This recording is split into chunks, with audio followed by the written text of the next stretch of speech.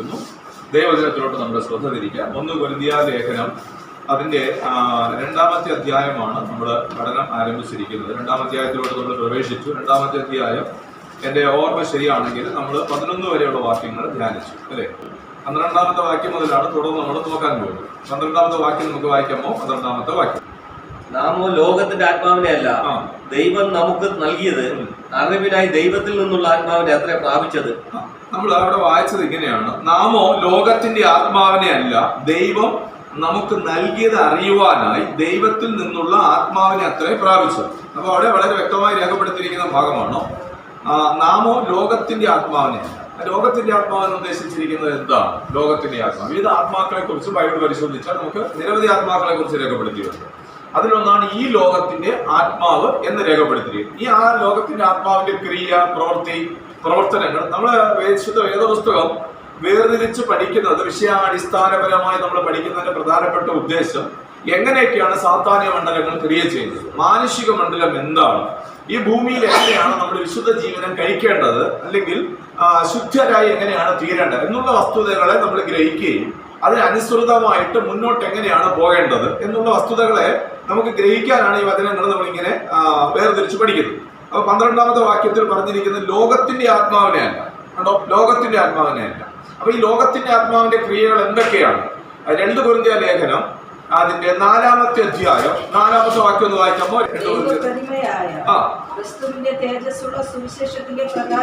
ദൈവപ്രതിമയായ ക്രിസ്തു യേശുവിന്റെ തേജസ്സുള്ള സുവിശേഷത്തിന്റെ പ്രകാശനം ശോഭിക്കാതിരിക്കുവാൻ ഈ ലോകത്തിന്റെ ദൈവം. കണ്ടോ? എന്താണ് അവൻ ചെയ്യുന്ന പ്രവൃത്തി? ഈ ലോകത്തിന്റെ ദൈവം എന്താണ് ചെയ്യുന്നത്? ദൈവപ്രതിമയായ ക്രിസ്തു യേശുവിന്റെ സുവിശേഷം ശോഭിക്കരുത്.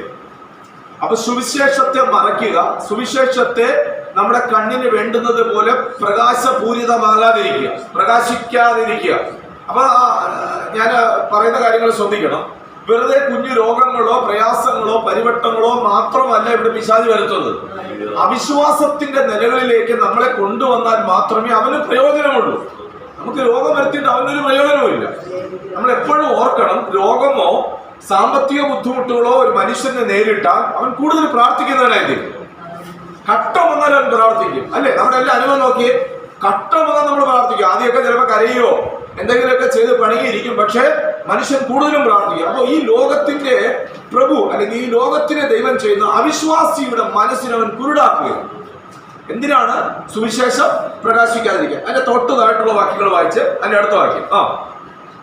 ഞങ്ങളെ തന്നെയല്ല, ക്രിസ്തുയേശുവിന്റെ കർത്താവും അല്ല, ഞാൻ ആ വാക്യം 4-ന്റെ ശോഭിക്കാതിരിക്കുവാൻ ഈ ലോകത്തിന്റെ ദൈവം അവിശ്വാസികളുടെ മനസ്സ് കുരുടാക്കി. എന്താണ് ചെയ്യുന്നത്?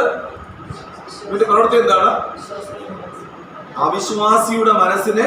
അപ്പൊ ആദ്യം എന്താക്കുന്നു? അവൻ അവിശ്വാസം നമുക്ക് കൊണ്ടുവരുന്നു, പിന്നെ മനസ്സിനെ കുരുടാക്കുന്നു. കുരുടായി കഴിഞ്ഞാൽ നമുക്ക് കാണേണ്ടത് വേണ്ടതുപോലെ കാണാൻ കഴിയില്ല, മനസ്സിലാക്കേണ്ടത് മനസ്സിലാക്കാൻ കഴിയില്ല, നമുക്ക് വായിച്ചിട്ടൊന്നും തിരിയുന്നില്ല, നമ്മളെ കുരുടാക്കി വെച്ചിരിക്കുകയാണ്. ഞാൻ കഴിഞ്ഞ ദിവസം പ്രാർത്ഥനാ വിഷയങ്ങൾ നിരവധി പറഞ്ഞ കൂട്ടത്തിൽ പറഞ്ഞു, ദൈവമേ എന്റെ കൺതെട്ടി പ്രകാശിപ്പിച്ചു തരണമേ, വചനത്തിന്റെ വ്യക്തമായ പൊരുൾ ഗ്രഹിക്കാൻ എനിക്ക് പ്രാപ്തി തരണമേ. വചനത്തിന്റെ പൊരുൾ എത്രത്തോളം നമ്മൾ ഗ്രഹിക്കുന്നോ അതനുസരിച്ചായിരിക്കും നമുക്ക് മുന്നോട്ട് പോകാൻ പറ്റും. വചനത്തിന്റെ പൊരുൾ നമുക്ക് മറഞ്ഞിരുന്നാൽ നമുക്ക് മുന്നോട്ട് പോകാൻ പറ്റത്തില്ല, മുന്നോട്ട് യാത്ര ചെയ്യാൻ പറ്റില്ല. കാരണം മനസ്സിനെ അന്ധമാക്കുകയാണ്, മനസ്സിനെ അന്ധമാക്കി വെക്കുന്നു. മറ്റൊരു വാക്യം കൂടെ വായിക്കാം. റോമർക്കേത് ലേഖനം 8-ാമത്തെ അധ്യായം 15-ാമത്തെ വാക്യം. റോമാലേഖനം 8-15. 8-ാമത്തെ അധ്യായം 15-ാമത്തെ വാക്യം. നിങ്ങൾ പിന്നെയും ഭയപ്പെടേണ്ടതിന് എന്തിന്റെ ആത്മാവിനെയാണ് അവിടെ പറഞ്ഞിരിക്കുന്നത്? ദാസ്യത്തിന്റെ ആത്മാവിനെ. ദാസനാക്കുന്ന ദാസ്യത്തിന്റെ ആത്മാവിനെ അല്ല, പിന്നെ കണ്ടായിരുന്നു അവിടെ രേഖപ്പെടുത്തിയിരിക്കുന്നത് അബ്ബാ പിതാവേ എന്ന് വിളിക്കുന്ന പുത്രത്വത്തിന്റെ ആത്മാവിനെ. അപ്പൊ ദാസ്യത്വത്തിന്റെ ആത്മാവുണ്ട്. ഈ ലോകത്തിന്റെ ദൈവം വന്നിട്ട് ആദ്യം ചെയ്യുന്നത് ദാസ്യത്വത്തിന്റെ ചിന്ത നമ്മുടെ ഉള്ളിൽ തരും. മക്കൾ എന്ന ചിന്ത നമ്മൾ നഷ്ടപ്പെട്ടു പോകും. അതുകൊണ്ട് ഞാൻ കഴിഞ്ഞ ദിവസം ഈ പ്രാർത്ഥനകളെ കുറിച്ച് കഴിഞ്ഞ വെള്ളിയാഴ്ച ശുശ്രൂഷിക്കുക പറഞ്ഞിരുന്നു. ദാസൻ എന്ന ചിന്തയിലാണ് പഴയ നിയമത്തിലുള്ള വിശ്വാസികൾ മുഴുവനും നിലകൊണ്ടിരുന്നത്. അവർക്ക് മക്കൾ എന്നുള്ള ചിന്തയില്ല. ഈ ലോകത്തിന്റെ ദൈവം ഇപ്പോ വന്നിട്ട്, അല്ലെങ്കിൽ ഈ ലോകത്തിന്റെ ആത്മാവ് ഇപ്പോ വന്നിട്ട് ഞാൻ ആരല്ല, മകനാണെന്നുള്ള ചിന്തയിൽ നിന്ന് നമ്മളെ അകറ്റുകയാണ്. ദാസ്യത്വ ചിന്തയാണ് നമ്മുടെ ഉള്ളിലേക്ക് കൊണ്ടുവരുന്നത്. കണ്ടോ? ഒന്നുകൂടെ ആ വാക്യം ഒന്ന് വായിച്ചേ, ഒന്നുകൂടെ ക്ലാരിഫിക്കേഷൻ ആകാൻ വേണ്ടിയിട്ട്.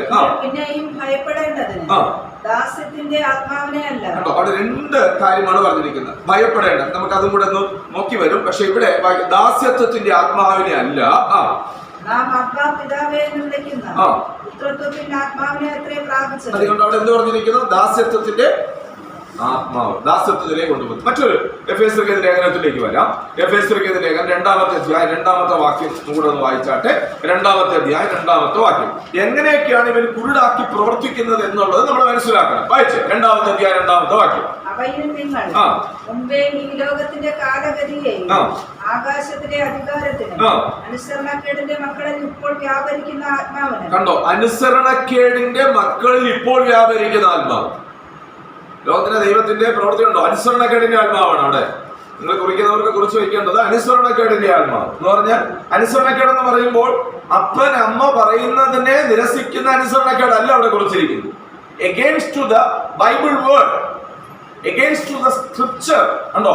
ദൈവവചനത്തിന് വിരുദ്ധമായ ചിന്തകൾ, ആശയങ്ങൾ നമ്മുടെ മനസ്സിലേക്ക് കൊണ്ടുവരിക. ഈ ലോകത്തിന്റെ ചിന്തകളും ആശയങ്ങളും നമ്മുടെ മനസ്സിലേക്ക് കൊണ്ടുവരുന്നു. അതിനനുസൃതമായിട്ട് മുന്നോട്ട് കാഴ്ചപ്പാടുകൾ വെക്കാൻ. കാരണം പുതിയ വിഷയങ്ങളെ സംബന്ധിച്ചുള്ള സങ്കല്പങ്ങൾ നമ്മുടെ മനസ്സിലേക്ക് കൊണ്ടുവരിക. നമുക്ക് അറിയാം, മന്ത്രവാദങ്ങളും കൂടോത്രങ്ങളും ഒന്നും ദൈവത്തെ ആരാധിക്കുന്ന ഒരു ദൈവ പൈതലിന് വലിക്കുകയില്ല എന്ന് പറഞ്ഞിരിക്കുമ്പോഴും ഈ ലോകത്തിലെ മനുഷ്യരെല്ലാം പറയുന്നത് നമ്മുടെ മനസ്സിലേക്ക് വരും. ഒരു മനുഷ്യൻ മരിച്ചുപോയാൽ അവന്റെ ആത്മാവ് കല്ലറയിൽ ഇല്ല നമുക്കറിയാം. പക്ഷെ ഈ ലോകത്തിൽ മനുഷ്യരുടെ പൊതുവെയുള്ള ചിന്തകളും ചർച്ചകളാണ് ലോകത്തിന്റെ ആത്മാവ്. ഇപ്പൊ ലോക മനുഷ്യൻ പറയുന്നത് നമ്മുടെ മനസ്സിലേക്ക് കൊണ്ടുവരും. ഇത് കൊണ്ടുവന്നിട്ട് ഇതാണ് നമ്മുടെ നാശത്തിന് കാരണം എന്നുള്ള ചിന്തയിലേക്ക് നമ്മളെ കൊണ്ടുവരുന്ന ലോകത്തിന്റെ ആത്മാവ്. ലോകം പറയുന്നത് അനുസരിച്ച് മുന്നോട്ട് പോവുകയും ദൈവവചനത്തിന് വിപരീതമായി പ്രവർത്തിക്കാൻ നമ്മുടെ മനസ്സിൽ തോന്നിക്കുന്ന രീതി. അതാണ് ഈ ലോകത്തിന്റെ ആത്മാവിന്റെ ക്രിയകൾ. ഒരുപാട് അനുസരണക്കേടിന്റെ ആത്മാവ്, അവിടെ അനുസരണക്കേടിന്റെ ആത്മാവിനെയാണ് കാണുന്നത്. ഇനി അടുത്തത് നമുക്ക് വായിക്കാം. 2 തിമോത്തിയോസ് ലേഖനം 1-ാമത്തെ അധ്യായം 7-ാമത്തെ വചനവും കൂടെ. 2 തിമോത്തിയോസ് 1:7. 2 തിമോത്തിയോസ് 1-ാമത്തെ അധ്യായം 17-ാമത്തെ വചനം. കണ്ടോ? അവിടെ അടുത്ത് എന്താണ്? ഭീരുത്വത്തിന്റെ ആത്മാവ് അഥവാ ഭയത്തിന്റെ ആത്മാവ്. ഭീരുത്വം, ഭയം നമ്മുടെ ഉള്ളിൽ. എത്ര വചനം കേട്ടാലും നമ്മുടെ ഉള്ളിൽ നമുക്ക് ആരെ കുറിച്ചുള്ള ഭയമാണ് കൂടുതലുള്ളത്? പിശാചിനെ കുറിച്ചുള്ള ഭയം. ഇത് ആരാ തന്നത്? പിശാച് നമുക്ക് തന്നു. ശത്രു നമുക്കെതിരെ പ്രവർത്തിക്കും, പിശാച് നമുക്കെതിരെ പോരാടും. ഇവകളെ സംബന്ധിക്കുന്ന ഭയങ്ങളാണ് ഇന്ന് 99% വിശ്വാസികളിലും ഭരിക്കുന്നത്. ഈ ഭയത്തിന്റെ ആത്മാവിനാൽ പിടിക്കപ്പെട്ടിരിക്കുന്നു. വേണ്ടുന്നത് പോലെ വചനങ്ങൾ ഉൾക്കൊണ്ടുകൊണ്ട് ഞാൻ ദൈവത്തിന്റെ പൈതലാണ്, ദൈവം എന്നിൽ ഇരിക്കുന്നു എന്നുള്ള ചിന്ത അവനിൽ നിന്ന് മറച്ചു കളയുക. നമ്മൾ എപ്പോഴും വായിപ്പിക്കുന്ന ഒരു ഭാഗമാണ് 1 യോഹന്നാന്റെ ലേഖനം 4-ാമത്തെ അധ്യായം 4-ാമത്തെ വചനം. 1 യോഹന്നാന്റെ ലേഖനം 4-ാമത്തെ അധ്യായം. അവിടെ എന്താ പറഞ്ഞിരിക്കുന്നത്? കുഞ്ഞുങ്ങളെ നിങ്ങൾ ദൈവത്തിൽ നിന്നുള്ളവരാകുന്നു, അവരെ ജയിച്ചു മിതിക്കുന്നു. നിങ്ങളിലുള്ളവൻ ലോകത്തിലുള്ളവനേക്കാൾ വലിയവനല്ലോ. കണ്ടോ? നമ്മളിലുള്ളവൻ ലോകത്തിലുള്ളവനേക്കാൾ വലിയവനാണ് നമ്മളിരിക്കുന്നത്. പക്ഷെ നമ്മൾ ഭയപ്പെടുന്നത് എന്തിനെയാണ്? പിശാചിനെ ഭയപ്പെടുന്നു, അല്ലെങ്കിൽ ഇത് കൂട്ടുള്ള ആത്മാക്കളെ ഭയപ്പെടുന്നു. നമ്മൾ ഇതിനെ ഭയപ്പെടേണ്ടുന്നവരല്ല. എന്തുകൊണ്ടെന്നാൽ നാം പുത്രത്വം എന്ന അവകാശത്തിലേക്ക് വന്നിരിക്കുന്നത് കൊണ്ട് ദൈവം അറിയാതെ എന്റെ ജീവിതത്തിൽ ഒന്നും സംഭവിക്കില്ല. ഓരോ ദിവസങ്ങളിലും ദൈവവുമായിട്ട് അടുത്ത് വരുമ്പോൾ ഈ ഒരു ഉറപ്പ്, ഈ ഒരു കോൺഫിഡൻസിയാണ് നമ്മളിൽ കൂടി വരേണ്ടത്. ഞാൻ ആ 2 ഭാഗങ്ങൾ ഇതുമായിട്ടുള്ള ബന്ധത്തിൽ ശുശ്രൂഷിക്കുമ്പോൾ പറയുന്നതാണ്. പുറപ്പാട് പുസ്തകത്തിൽ ഭയത്തിന്റെ മുൻപിൽ നിൽക്കുന്ന ജനത്തോട് മോശ മുഖാന്തരം സംസാരിക്കുന്ന 2 വചനങ്ങളുണ്ട്. പുറപ്പാട് പുസ്തകം 14-ാമത്തെ അധ്യായം അതിന്റെ 13-ാമത്തെ വചനവും 15-ാമത്തെ വചനവും ഒന്ന് വായിക്കാമോ? 13-ഉം 15-ഉം വാക്യങ്ങൾ. അതിന് മോശ ജനത്തോട് ഭയപ്പെടേണ്ട, ഉറച്ചു നിൽപ്പിൻ. പഴയ നിയമം മുതലേ പറയുന്നത് എന്തുവാ? ഭയപ്പെടേണ്ട, ഭയപ്പെടേണ്ട. പക്ഷെ നമ്മുടെ ജീവിതത്തിൽ കൂടുതലുള്ളത് എന്താണ്? ഭയമാണ്. ഭയത്തിന്റെ ആത്മാവിന് ഭയപ്പെടേണ്ടതിനെ നമ്മൾ ഭയപ്പെടണം. കാരണം നമ്മൾ ദൈവത്തിന്റെ മക്കളായതുകൊണ്ട് നമ്മൾ ഇവകളെ ഭയപ്പെടേണ്ട. ഈ ഭയപ്പെടുന്നത് കൊണ്ട് നമുക്ക് ഉറച്ചു നിൽക്കാൻ കഴിയില്ല. ജീവിതത്തിൽ നമ്മൾ നേരിടേണ്ടുന്ന ഇതുകൂട്ടുള്ള പ്രതിസന്ധികൾ വരുമ്പോൾ ഇവകൾ എന്നെ തകർത്തുകളയും, എന്റെ ജീവിതത്തിൽ ഇവൻ എന്നെ പോരാടും. നമുക്ക് എപ്പോഴും പോരാട്ടം എന്നുള്ള ചിന്തയാണ് വരുന്നത്. നമ്മൾ മക്കളെന്ന ചിന്ത വരുന്നില്ല, ദൈവം നമ്മുടെ വീട്ടിലുണ്ടെന്ന ചിന്ത വരുന്നില്ല, ദൈവത്തിന്റെ ആത്മാവ് നമ്മളിൽ വസിക്കുന്ന ചിന്ത നമുക്ക് വരുന്നില്ല. നമ്മളിൽ ആരുണ്ട്? ലോകത്തിലുള്ളവനേക്കാൾ വലിയവനുണ്ട്, അല്ലേ? ആ വാക്യങ്ങൾ വായിച്ചപ്പെട്ടോ. അതിന് മോശം പറഞ്ഞാൽ നിങ്ങൾ എന്താണ്? ഉറച്ചു നിൽക്കണം, ഉറച്ചു നിൽക്കണം. ഏതിന്റെ നടുമുമ്പിലാണ് ഉറച്ചു നിൽക്കേണ്ടത്? ചെങ്കടലിന്റെ മുമ്പിൽ നിങ്ങൾ ഉറച്ചു നിൽക്കണം. ഫറവോനും സൈന്യവും പുറകെ വരുന്നുണ്ട്, നിങ്ങൾ അതിന്റെ മുമ്പില് ഉറച്ചു നിൽക്കണം. പക്ഷെ ഭയപ്പെട്ടാൽ ഉറച്ചു നിൽക്കാൻ പറ്റുമോ? ഭയപ്പെടുന്നോണ്ട് ഉറച്ചു നിൽക്കാൻ പറ്റുമോ? ഭയപ്പെടുന്നോണ്ട് ഉറച്ചു നിൽക്കാൻ നമുക്ക് പറ്റുന്നില്ല. കാരണം നമ്മൾ ദൈവവചനത്തെക്കാൾ എന്തിനെ വിശ്വസിക്കുന്നു? ഈ ലോകത്തിലുള്ള ആളുകൾ പറയുന്നതിനെ നമ്മൾ വിശ്വസിക്കുന്നു. മറ്റുള്ളവർ നമ്മളെ ഏതോ നിലയിൽ തെറ്റിദ്ധരിപ്പിച്ചിരിക്കുകയാണ്, അല്ലെങ്കിൽ ശുശ്രൂഷകന്മാരുടെ ഇടയിൽ തന്നെ വലിയ ഒരു തെറ്റിദ്ധാരണ ഇങ്ങനെ പരത്തിക്കൊണ്ടിരിക്കുകയാണ്. നമുക്ക് പോരാട്ടമുണ്ട്, പ്രശ്നമുണ്ട്. ഇതില്ലെന്നല്ല ഞാൻ പറയുന്നത്. പക്ഷെ ദൈവം നമ്മുടെ കൂടെ ഉണ്ടെന്നുള്ള ബോധമാണ് നമ്മളെ ഭരിക്കേണ്ടത്. ഒരു ദൈവവൈദ്യനെ സംബന്ധിച്ച് ഭരിക്കേണ്ടത് ഏറ്റവും വലിയ ബോധം ഇവകളല്ല, ദൈവമാണ് എന്റെ കൂടെ ഇരിക്കുന്നത്, ഇവയ്ക്ക് എന്നെ യാതൊന്നും ചെയ്യാൻ കഴിയുകയില്ല എന്നുള്ള ഉത്തമ ബോധമാണ് നമ്മുടെ ഉള്ളിൽ വേണ്ടത്. കരമുയർത്തി ദൈവത്തെ സ്തുതിച്ചേ. അപ്പൊ അവിടെ ഉറച്ചു നിൽക്കാൻ പറയുന്നു. 15-ാമത്തെ വാക്യം വായിച്ച് ഭയപ്പെടാതെ ഉറച്ചു നിൽക്കണം. അടുത്ത 15-ാമത്തെ മോശയോട് അരുളിയത്, നീ എന്നോട് നിലവിളിക്കുന്നത് എന്ത്? മുമ്പോട്ട് പോകുവിൻ. മുമ്പോട്ട് പോകുവിൻ. എന്താണ് ചെയ്യേണ്ടത്? മുന്നോട്ട് പോകുക. ഇപ്പൊ ഉറച്ചു നിന്നാലേ നമുക്ക് മുന്നോട്ട് പോകാൻ പറ്റുള്ളൂ. നമ്മൾ ഉറച്ചു നിൽക്കണമെങ്കിൽ ദൈവത്തെക്കുറിച്ച്, ദൈവവചനത്തെക്കുറിച്ചുള്ള ഉത്തമ ബോധം വേണം. 1 കൊരിന്ത്യർ ലേഖനം 3-ാമത്തെ അധ്യായം 16-ാമത്തെ വാക്യം നമുക്കറിയാം. 1 കൊരിന്ത്യർ ലേഖനം 3:16. ദൈവത്തിന്റെ മന്ദിരമെന്നും ദൈവത്തിന്റെ ആത്മാവ് നിങ്ങളിൽ വസിക്കുന്നു എന്നും അറിയുന്നില്ലയോ? അപ്പൊ നമ്മൾ ആരാണ്? ദൈവത്തിന്റെ മന്ദിരം. ദൈവം എവിടെയാണ് വസിക്കുന്നത്? നമ്മളിൽ വസിക്കുന്നത്. നമ്മളിൽ എവിടെയാണ് വസിക്കുന്നത്? നമ്മളിൽ എവിടെയാണ് വസിക്കുന്നത്? എവിടെയാണ്? നമ്മുടെ ആത്മാവിലാണ് ദൈവം വസിക്കുന്നത്, അല്ലേ? 2 തിമോത്തിയോസ് 4:21 വായിച്ചു.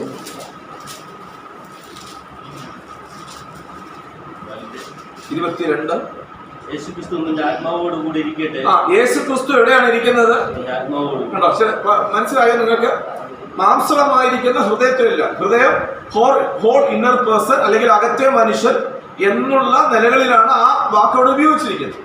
കാരണം ദൈവം മാംസമായ ഒരു ഹൃദയത്തിലല്ല. ഞാൻ പറഞ്ഞിട്ടുണ്ട്, കാർഡിയാക് അറസ്റ്റ് ഒക്കെ നടക്കാറുണ്ട്, അല്ലെങ്കിൽ ഈ നമ്മുടെ ഹാർട്ടൊക്കെ മാറ്റി വെക്കേണ്ടുന്ന ശസ്ത്രക്രിയ വരുമ്പോൾ പിന്നെ ദൈവം എവിടെ വസിക്കും? ഈ പഴയ നിയമത്തിൽ 3 ഭാഗങ്ങളുള്ള സമാഗമനം കൂടാരം പോലെയാണ് നമ്മുടെ ശരീരം. ദേഹം, ദേഹി, ആത്മാവിനെ നമ്മൾ വിശേഷിപ്പിക്കുന്ന 3 ഭാഗം. ഇതിൽ ആത്മാവിലാണ് ആത്മാവായ ദൈവം എന്ന് വസിക്കുന്നത്. നാം വീണ്ടെടുക്കപ്പെടുകയും രക്ഷിക്കപ്പെടുകയും ചെയ്യുന്നതോടുകൂടി നമുക്ക് ശുദ്ധി വരുന്ന തലം എന്ന് പറയുന്ന ആത്മാവാണ്. ഈ ആത്മാവിലാണ് ആത്മാവാകുന്നത്. ദൈവം ആത്മാവായതുകൊണ്ട് അവൻ ആത്മാവിലാണ് വസിക്കുന്നത്. കരമുയർത്തിയൊന്നുകൂടെ ദൈവത്തെ സ്തുതിക്കാമോ? അപ്പൊ നമ്മൾ ഭരിക്കേണ്ടത് എന്തല്ല എന്ന് ഞാൻ പറഞ്ഞ ആ ഭാഗം വിടുകയാണ്. നമ്മൾ ഒരിക്കലും ഭയത്തിന്റെ അടിമകളായി തീരരുത്. ഭയമല്ല നമ്മളെ ഭരിക്കേണ്ടത്. പ്രത്യുത നമ്മളെ ഭരിക്കേണ്ടത് എപ്പോഴും ദൈവത്തിന്റെ ആത്മാവ് എന്നിലുണ്ടെന്നുള്ള ചിന്ത നമ്മുടെ ഉള്ളിൽ എപ്പോഴും ഉണ്ടായിരിക്കും. അങ്ങനെ വന്നാൽ യാതൊന്നിനും നമ്മളെ കീഴ്പ്പെടുത്താൻ കഴിയില്ല. കൊരിന്ത്യർ ലേഖനത്തിലേക്ക് നമുക്ക് തിരിച്ചു വരാം. 12-ാമത്തെ വാക്യത്തിൽ വായിച്ചത്, ഈ നാമോ ലോകത്തിന്റെ ആത്മാവിനെ അല്ല, ദൈവം നമുക്ക് നൽകിയത് അറിയുവാനായി. കണ്ടോ? അപ്പൊ ദൈവം നമുക്ക് നൽകിയത് അറിയാനായി. അപ്പൊ ദൈവം എന്തിനാണ് ആത്മാവിനെ തന്നിരിക്കുന്നത്?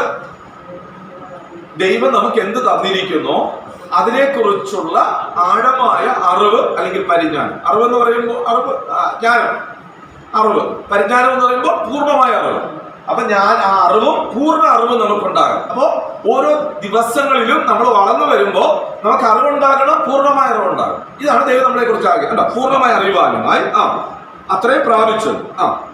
അത് ഞങ്ങൾ മാനുഷ്യ ജ്ഞാനം ഉപദേശിക്കുന്ന വചനങ്ങളാൽ അല്ല. അത് ഞങ്ങൾ മാനുഷിക ജ്ഞാനം ഉപദേശിക്കുന്ന വചനങ്ങളാലല്ല.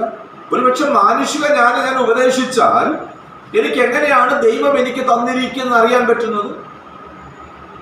ഞാൻ ഹിസ്റ്റോറിക്കൽ ബുക്കിൽ നിന്നോ മറ്റൊന്നിൽ നിന്നും ഞാൻ അവിടെ നിന്നുള്ള എവിഡൻസ് തയ്യാറാക്കി ആണ് ശുശ്രൂഷിക്കുന്നു എന്ന് വരികിൽ എനിക്ക് ദൈവത്തിൽ നിന്ന് മനുഷ്യനെ സംബന്ധിക്കുന്ന ദൈവം നൽകിയത് എന്താണെന്ന് വേണ്ടുന്ന പോലെ അറിയാൻ പറ്റത്തില്ല. ദൈവം എനിക്ക് തന്നത് അറിയാനാണ് പരിശുദ്ധാത്മാവിനെ തന്നിരിക്കുന്നത്. ഞാൻ ഒരുപാട് സന്ദർഭങ്ങളിൽ പറഞ്ഞിട്ടുണ്ട്, അന്യഭാഷ പറയാൻ വേണ്ടിയിട്ട് മാത്രമല്ല. അന്യഭാഷ എന്ന് പറയുന്നത് അഫ്റ്റർ കൃപാവരങ്ങളുടെ പട്ടികയിൽ ഒരു കൃപാവരം മാത്രമാണ്. അത്രയേ ഉള്ളൂ അന്യഭാഷ എന്ന് പറയുന്നത്. ബാക്കിയെല്ലാം ദൈവം നമുക്ക് തന്നതിനെ കുറിച്ച് നമുക്ക് അറിയുവാനാണ് ഈ ആത്മാവിനെ നമുക്ക് തന്നിരിക്കുന്നത്. ഇനി താഴോട്ടൊന്ന് വായിച്ചു വന്നേ. ആത്മാവ് ഉപദേശിക്കുന്ന വചനങ്ങളാൽ തന്നെ പ്രസ്താവിച്ചുകൊണ്ട് അത് പ്രസ്താവിക്കുകയാണ് ഞങ്ങൾ. ആത്മാവ് എന്താണോ ഉദ്ദേശിക്കുന്നത് അതിനെയാണ് ഞങ്ങൾ പ്രസ്താവിച്ചുകൊണ്ട് ആത്മീകന്മാർക്ക് ആത്മീകമായത് തെളിയിക്കുന്നു. ഇത് ആർക്കാണ് തെളിയിക്കുന്നത്? എന്താണ് ഈ ആത്മീകന്റെ പ്രത്യേകത? വിശ്വാസിയുടെ പ്രത്യേകത. വിശ്വാസി എന്ന് പറയുമ്പോൾ അവൻ എല്ലാ മതത്തിലുള്ളവനാണ് വിശ്വാസി എന്ന് പറയുന്നത്. കഴിഞ്ഞ ദിവസം ഞാൻ അതിനെക്കുറിച്ച് പറഞ്ഞിരുന്നു. വിശ്വാസി എന്ന് പറയുമ്പോൾ അവൻ ആരാണെന്ന് ചോദിച്ചാൽ വിശ്വാസം ഇല്ലാത്ത ജനങ്ങൾ വളരെ കുറവാണ്. നിങ്ങൾ എവിടെയെങ്കിലും കണ്ടിട്ടുണ്ടോ വിശ്വാസം ഇല്ലാത്തവര്? ഇല്ല. നിങ്ങൾ പറയും നിരീശ്വരവാദിക്ക്, അവന് അതിനെ വിശ്വാസിക്കുകയില്ല. നിരീശ്വരവാദം ഒരു വാദമാണ്, അതൊരു വിശ്വാസമാണ്. അതുപോലെ ഇതിനെ മനുഷ്യൻ വിശ്വസിക്കുന്നു. ഏത് മതങ്ങളിലാണ് മനുഷ്യൻ വിശ്വസിക്കാതെയാണ് മോസ്കിൽ പോകുന്നത്? മനുഷ്യൻ വിശ്വസിക്കാത്തത് കൊണ്ടാണ് അമ്പലത്തിൽ പോകുന്നത്. ഇവിടെ എല്ലാ മനുഷ്യൻ പോകുന്നതിന്റെ പ്രഥമ ഉദ്ദേശം എന്ന് പറയുന്നത് വിശ്വാസമാണ്. അവൻ എന്തിനെയാണ്, എന്ത് നടക്കുമെന്നാണ് ഉദ്ദേശിക്കുന്നത് വിശ്വസിച്ചുകൊണ്ട് പോകുന്നത്. അവന്റെ ജീവിതത്തിൽ നേരിടുന്ന പ്രയാസങ്ങളെ ദൈവം മാറ്റി തരണമേ എന്ന പ്രാർത്ഥനയോടെയാണ് അവൻ കഴിക്കുന്ന എല്ലാ വിഷയങ്ങളുടെ നടുവിൽ പോകുന്നത്. ഇതാണ് വിശ്വാസി. എന്നാൽ ഇതിൽ നിന്ന് വ്യത്യസ്തമാണ് ഒരു ആത്മീകന്റെ വിഷയം. അവന്റെ ഭൗതിക വിഷയങ്ങളല്ല അവൻ തേടുന്നത്, പ്രസ്തുത അവൻ ആത്മാവിനെ സംബന്ധിക്കുന്ന വിഷയങ്ങളാണ് തേടുന്നത്. അകത്തെ മനുഷ്യനെ സംബന്ധിക്കുന്ന വിഷയങ്ങളാണ് തേടുന്നത്. ഇത് അകത്തെ മനുഷ്യനെ സംബന്ധിക്കുന്ന വിഷയങ്ങൾ ആർക്കും മനസ്സിലാകുകയില്ല. ഒരു പ്രാകൃതനായ മനുഷ്യനത് മനസ്സിലാകുകയില്ല. അത് ആർക്കേ മനസ്സിലാകുകയുള്ളൂ? ആത്മീകരെ മനസ്സിലായത്. അതാണ് ആത്മീകന്മാർക്ക് ആത്മീയമായത് വെളിപ്പെടുത്തുന്നത്. ആത്മീയനല്ലാത്തവർക്ക് ഇത് മനസ്സിലാകില്ല. കരമുയർത്തി ഒന്നുകൂടെ ദൈവത്തെ സ്തുതിച്ചു. കാരണം അകത്തെ വിഷയത്തിനാണ് തേടുന്നതെങ്കിൽ അവൻ ആത്മീയനാണ്. അവൻ ആത്മീയനാണെങ്കിൽ അവൻ ഈ കാര്യങ്ങൾ വിശദീകരിക്കുമ്പോൾ അവന് പെട്ടെന്ന് ഈ കാര്യങ്ങൾ പിടിച്ചെടുക്കാൻ പറ്റും. സ്തോത്രം. ഞാൻ കഴിഞ്ഞ ദിവസങ്ങൾ പറഞ്ഞു, ഈ മനസ്സിലാക്കിയിരിക്കുന്ന കാര്യങ്ങളെ മനസ്സിലാക്കി തരാൻ ഒത്തിരി പ്രയാസമുള്ളതാണ്. ഇതിനെ എക്സ്പ്ലെയിൻ ചെയ്ത് തരിക എന്നത് വളരെ ബുദ്ധിമുട്ടുള്ളൊരു കാര്യമാണ്. അതുകൊണ്ടാണ് ഞാൻ എപ്പോഴും പറയാറുള്ളത്, നമ്മൾ ഏറെ പ്രാർത്ഥിക്കണം, ദൈവമേ എനിക്ക് ഈ പൊരുളുകളെ മനസ്സിലാക്കാനുള്ള പ്രാപ്തി തരണമേ എന്ന് നമ്മൾ പ്രാർത്ഥിക്കുമ്പോൾ ഇതിന്റെ ആഴം ദൈവാത്മ നമ്മുടെ ഉള്ളിൽ വെളിപ്പെടുത്തി തരും. കണ്ടോ? എന്നിട്ട് താഴോട്ട് വായിച്ചു പോകുന്നേ. താഴോട്ട് വായിച്ചു. പ്രാകൃത മനുഷ്യൻ ദൈവാത്മാവിന്റെ ഉപദേശം കൈക്കൊള്ളുന്നില്ല. എന്തുകൊണ്ടാണ്? അവൻ ആത്മീയനല്ലാത്തത് കൊണ്ട്, അവൻ പ്രാകൃത മനുഷ്യനാകുന്നത് കൊണ്ട് ദൈവത്തിന്റെ പരിശുദ്ധാത്മാവിനെ അല്ലെങ്കിൽ ദൈവാത്മാവിന്റെ ഉപദേശം അവന് കൈക്കൊള്ളാൻ പറ്റത്തില്ല. പ്രാകൃത മനുഷ്യനാവാൻ അവന്റെ ഇച്ഛ എന്തായിരിക്കും? പ്രാകൃത മനുഷ്യനെ കുറിച്ച് ഞാൻ പറഞ്ഞു, യൂദ 19 രേഖപ്പെടുത്തിയിട്ടുണ്ട്. യൂദ 19 വായിച്ച്. യൂദായുടെ ലേഖനം 19-ാമത്തെ വാക്യം. യൂദായുടെ ലേഖനം 19-ാമത്തെ വാക്യം.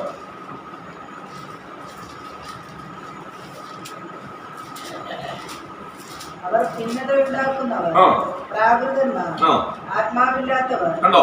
അവരാരാണ്? ഭിന്നത ഉണ്ടാക്കിക്കൊണ്ടിരിക്കും. പ്രാകൃതന്മാരാണ്. പ്രാകൃതന്മാരുടെ പ്രത്യേകത അവരെപ്പോഴും ഭിന്നത ഉണ്ടായിക്കൊണ്ടിരിക്കും.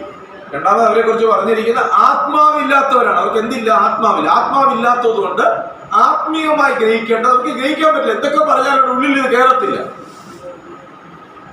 കയറുന്നില്ലെങ്കിലാണ് ഞാൻ പറയാറുള്ളത്, നമ്മൾ ഏറെ ഭയപ്പെടണം. ഇത് മനസ്സിലാക്കാൻ പറ്റില്ല, നമ്മൾ എന്ത് ചെയ്യണം? ഏറെ ഭയപ്പെടണം. അപ്പൊ ഞാൻ ആ പ്രാകൃതനാണോ എന്ന് നമ്മൾ കുറച്ചുകൂടെ ആഴമായി വീക്ഷിക്കണം. അല്ലെങ്കിൽ ആഴമായി നമ്മൾ അതിനെക്കുറിച്ച് കരയണം. ദേവസ്ഥയിൽ ഉപവസിക്കുകയും പ്രാർത്ഥിക്കുകയും ചെയ്യേണ്ടുന്ന വിവിധ ആവശ്യങ്ങൾക്ക് വേണ്ടിയിട്ടാണ് നമ്മൾ ചെയ്യുന്നത്. അതെല്ലാം അവിടെ നിൽക്കട്ടെ. ദൈവം നമുക്ക് ആവശ്യമാണെന്ന് ദൈവത്തിന് അറിയാം. നമ്മൾ പ്രധാനമായിട്ട് ഉപവസിക്കേണ്ട എന്തിനു വേണ്ടിയിട്ടായിരിക്കണം? ആത്മീക വിഷയത്തെ സംബന്ധിച്ചും നശിച്ചു പോകാത്ത വിഷയത്തെ സംബന്ധിച്ചും നശ്വരമല്ലാത്ത വിഷയത്തെ സംബന്ധിച്ചും നമ്മുടെ ഉള്ളിൽ ഗ്രഹിക്കുവാൻ വേണ്ടി ദൈവത്തോട് പ്രാർത്ഥിക്കുക, ഉപവസിക്കുക. സ്തോത്രം. അവിടെ വേണ്ടിയിട്ട് ഞാൻ മടങ്ങി വരുന്നു. എന്നാൽ പ്രാകൃത മനുഷ്യൻ ദൈവാത്മാവിന്റെ ഉപദേശം എന്ത് ചെയ്യുന്നില്ല? അവൻ കൈക്കൊള്ളുന്നില്ല. 14-ാമത്തെ സകലത്തെ വിവേചിക്കുന്നു. അത് ഒന്നുകൂടെ 14-ാമത്തെ. എന്നാൽ പ്രാകൃത മനുഷ്യൻ ദൈവത്തിന്റെ ആത്മാവിന്റെ ഉപദേശം കൈക്കൊള്ളുന്നില്ല, അത് അവന് ഭോഷത്വമാകുന്നു. അവന് മനസ്സിലാക്കാൻ പറ്റാത്തതുകൊണ്ട് അവൻ കൊട്ടിക്കളയും. അവനിത് ഭോഷത്വമായിട്ട് തോന്നും. അല്ലെ? അവന് ഇൻട്രസ്റ്റിംഗ് ആയിട്ടുള്ള കാര്യങ്ങളാണ് വേണ്ടത്. എന്റർടൈൻമെന്റ് ചെയ്യിപ്പിക്കണം. അതിനാണ് ശൈശവ പ്രായം എന്ന് പറഞ്ഞിരിക്കുന്നത്, അല്ലെങ്കിൽ നെഫ്യോസ് എന്ന് പറഞ്ഞിരിക്കുന്നത്. അവൻ എന്റർടൈൻ ചെയ്യിക്കണം. അവന് എപ്പോഴും ജഡത്തെ ഉത്തേജിപ്പിക്കുന്ന നിലകളില്, അവന് മാനസികമായി ഉല്ലാസം ഉണ്ടാക്കുന്ന നിലകളിലുള്ള ശുശ്രൂഷകൾ വന്നാൽ മാത്രമേ അതിനോട് യോജിക്കാനോ സഹകരിക്കാനോ പറ്റത്തുള്ളൂ. ഇല്ലെങ്കിൽ അതുമായിട്ട് യോജിക്കത്തില്ല. മനസ്സതുമായിട്ട് യോജിക്കത്തില്ല. അവനത് പ്രാകൃതം, അവൻ ഭോഷത്വമായി തോന്നും. അടുത്ത വാക്യം. ആത്മീകമായി വിവേചിക്കേണ്ടതാകയാൽ. അത് എങ്ങനെ വിവേചിക്കണം? ഇത് ആത്മീയമായി വിവേചിക്കണം. ഒരു വാക്ക്, ഒരു വചനം കേൾക്കുമ്പോൾ ആഴമായി അവൻ ആത്മാവിന്റെ വിഷയം അതിൽ ആത്മീയമായി വിവേചിക്കണം. പക്ഷെ ആത്മീയമായി വിവേചിക്കുന്ന ആളുകൾ വളരെ കുറവാണ്. ആത്മീയമായി ചിന്തിക്കാനും ധ്യാനിക്കുവാനും മനുഷ്യൻ തയ്യാറാകുന്നില്ല. ഇന്ന് ഉള്ള നല്ലൊരു ശതമാനം പ്രവചനങ്ങളും ഭാഗങ്ങളും വരുന്നത് നമ്മളെ മോട്ടിവേറ്റ് ചെയ്യിക്കുകയാണ്, നമ്മളെ മോഹിപ്പിക്കുകയാണ്, അല്ലേ? മോഹിക്കരുതെന്ന് ദൈവവചനം പഠിപ്പിച്ചു നമ്മളെ ഉറപ്പിക്കേണ്ടുന്ന ദൈവവചനത്തിന്റെ പൊരുളുകളെ തിരിച്ചു തരേണ്ടതിന് പകരം ഇന്നുള്ള നിലവാരങ്ങളെ മാറ്റും. മക്കളെ നോക്കിയിട്ട് പറയുന്നു, മക്കളെ എവിടെ വിടുമെന്ന്? അമേരിക്കയിൽ ചുമ്മാ ഇരിക്കുന്ന നമ്മളെ എവിടെ കൊണ്ടുപോയി?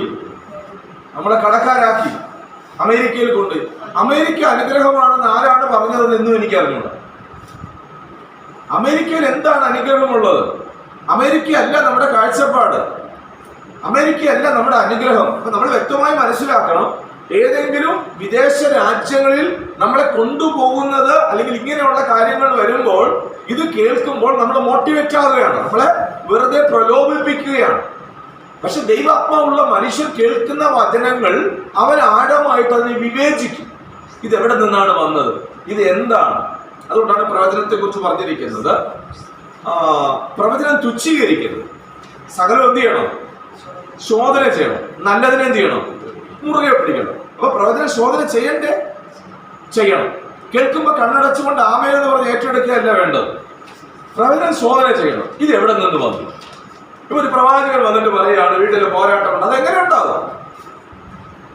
അതെങ്ങനെ ഉണ്ടാകും? എന്റെ വീട്ടിൽ ദൈവത്തിന്റെ ആത്മാവ് വസിക്കുകയല്ലേ, അപ്പോൾ എങ്ങനെ അത് ഉണ്ടാകും? നോക്കി, നമ്മളെ മരിച്ചു പോകും എന്ന് പറഞ്ഞ് പേടിപ്പിക്കുകയാണ്, അല്ലേ? നമ്മുടെയും പലപ്പോഴുമുള്ള സാക്ഷിയൊക്കെ കേൾക്കുമ്പോൾ എനിക്ക് ചിരി വരാറുണ്ട്. കഴിഞ്ഞ ദിവസങ്ങളിൽ മരിച്ചു പോകാതെ ദൈവം എന്നെ സൂക്ഷിച്ചതിനായിട്ട്, വിശുദ്ധന്മാരെല്ലാം കൊണ്ടുപോയപ്പോൾ എന്നെ കൊണ്ടുപോകാൻ ഇവിടെ ഇട്ടതിനായിട്ട് സ്തോത്രം. എന്താ അതിന്റെ അർത്ഥം? എനിക്ക് മനസ്സിലായില്ല. ജീവനുള്ളവരുടെ ദേശത്ത് എന്നെ ശേഷിപ്പിച്ചിരിക്കും. ഏതാ ജീവനുള്ളവരുടെ ദേശം? ഇതാണോ ജീവനുള്ളവരുടെ ദേശം? ഇത് ചത്തവരുടെ ദേശമല്ലേ? ഇത് നമുക്ക് എവിടുന്ന് പഠിച്ച? ആരോ പറഞ്ഞു, നമ്മളും കേട്ടു. ജീവനുള്ളവരുടെ ദേശത്ത് എന്നെ ഒരു വർഷം കൂടെ ദൈവം സൂക്ഷിച്ചു. എന്റെ കുഞ്ഞെ, നീ ഇവിടെ നിന്ന് പോയിരുന്നെങ്കിൽ രക്ഷപ്പെട്ടു പോകില്ലായിരുന്നോ? ഒരു ദേവദാസനോട് പ്രവചിച്ച് ഒരാള് പറഞ്ഞതായിട്ട് ഞാൻ കേട്ടിട്ടുണ്ട്. അന്ന് പ്രവചിച്ചു പറഞ്ഞു, നിങ്ങള് മരിച്ചു പോകും, ഒരു പോരാട്ടങ്ങൾ ഞാൻ കാണുന്നുണ്ട്. മരിച്ചു പോകുന്നു പറയത്തില്ല, ഡയറക്റ്റ് ആയിട്ട് പറയത്തില്ല, ഒരു ചെറിയ പോരാട്ടം കാണുന്നുണ്ട്. ഉടനെ അദ്ദേഹം പറഞ്ഞു, പാസ്റ്ററെ, ഞാൻ മരിച്ചു പോകുന്ന കാര്യമാണോ പറഞ്ഞത്? എനിക്ക് ഭയങ്കര നല്ലതാ, ഞാൻ യേശുപ്പന്റെ അടുക്ക പോകാൻ കുറെ നാൾ കൊണ്ട് പ്രാർത്ഥിച്ചുകൊണ്ടിരിക്കുക. ദൈവമക്കളെ, നമ്മുടെ പ്രത്യാശയല്ലേ വരേണ്ടത്. നമ്മൾ മരിച്ചു പോകുമെന്ന് പറഞ്ഞാൽ നമ്മൾ ഭാരപ്പെടുത്തുന്നത് ഒരിക്കലും ആത്മീകന്റെ വിഷയമല്ലത്. അതാണ് നമ്മൾ വിവേചിക്കണം. അവിടെ വാക്യങ്ങൾ വായിച്ച് വിവേചന ആത്മാവിന് വേണ്ടി നമ്മൾ പ്രാർത്ഥിക്കണം. ആത്മീയമായി വിവേചിക്കേണ്ടതാകയാൽ അത് അവന് ഗ്രഹിപ്പാൻ കഴിയുന്നതുമല്ല. ആത്മീകനോ സകലത്തെയും വിവേചിക്കുന്നു. താൻ ആരാലും വിവേചിക്കപ്പെടുന്നതുമില്ല. തന്നെ ആർക്കും വിവേചിക്കാൻ പറ്റുന്നില്ല. താൻ സകലത്തെയും വിവേചിക്കുകയാണ്. അവൻ ശുശ്രൂഷകളെ വിവേചിക്കുന്നു, ലോകത്തെ വിവേചിക്കുന്നു, തനിക്ക് വരുന്ന നന്മ വിവേചിക്കുന്നു. ഈ നന്മ വരുന്നത് ഏത് വഴിയിലാണെന്ന് അവൻ വിവേചിക്കുന്നു. ദൈവത്തിന്റെ ഇഷ്ടപ്രകാരമാണോ താൻ നടക്കുന്നതെന്ന് വിവേചിക്കുന്നു. കാരണം അവന്റെ ജീവിതത്തിന്റെ സമസ്ത മേഖലകളുടെ യാത്രയുടെ ഭാഗങ്ങളും ദൈവാധീനത്തിന്റെ അടിസ്ഥാനത്തിലാണ്. ദൈവാധീനത്തെ കുറിച്ച് പറഞ്ഞാൽ കാലിന് ദീപം, പാതയ്ക്ക് പ്രകാശം. അപ്പൊ നമ്മുടെ കാലിന് ദീപമായിരിക്കുന്ന വചനമാണ്, പാതയ്ക്ക് പ്രകാശമായി തീരുന്ന വചനമാണ്. നമ്മൾ എന്തായാലും ഒരു ദിവസം മരിച്ചേ പറ്റത്തുള്ളൂ. 200 വർഷം ഇവിടെ കിടക്കോ? ഒരിക്കലും കിടക്കുകയും നമ്മൾ ഒരിക്കലും മരിച്ചേ പറ്റത്തുള്ളൂ. പിന്നെ എന്തിനാണ് ഭയപ്പെടുന്നത്? നമ്മുടെ അപ്പന്റെ വീട്ടിലല്ലേ നമ്മൾ പോകുന്നേ. പക്ഷെ ഈ ഭൂമി ജീവിച്ചിരിക്കുമ്പോൾ എന്റെ പ്രാർത്ഥന വാർദ്ധക്യത്തിൽ ഇരിക്കുന്ന എല്ലാവർക്കും വേണ്ടി ഞാൻ പ്രാർത്ഥിക്കുന്നു, സ്വന്തമായിട്ട് നടന്ന് ടോയ്ലറ്റിൽ പോകാൻ ദൈവം കൃപ തരണം. ഇത്രയേ ഉള്ളൂ. മലമൂത്രമൊക്കെ കിടന്നു പോകുന്നത് അങ്ങനെ സാഹചര്യം ഉൾക്കൊള്ളാൻ തയ്യാറാകണം. പക്ഷെ എന്റെ പ്രാർത്ഥനയുടെ ഒരു ഭാഗമാണ്, കർത്താവേ, നടന്ന് ടോയ്ലറ്റിൽ പോകാൻ. നാളെ എന്റെ അവസ്ഥ ഒന്നും എനിക്ക് അറിഞ്ഞുകൂടാ. പക്ഷെ ഞാൻ പ്രാർത്ഥിക്കുന്ന ഒരു കാര്യം മാത്രമേ ഉള്ളൂ, മരണത്തെ അല്ല നമ്മൾ ഭയപ്പെടേണ്ടത്. ഈ ഭൂമിയിൽ നമ്മുടെ ജീവിതത്തിൽ ഓരോ കൂട്ടായ്മയും ഓരോ ദൈവദിനവും നമുക്ക് പ്രത്യാശ ഉളവാക്കി മുന്നോട്ട് യാത്ര ചെയ്യണം. അപ്പൊ വിവേചിക്കാൻ നമ്മൾ തയ്യാറാകണം. താൻ ആരാലും വിവേചിക്കപ്പെടുന്നില്ല.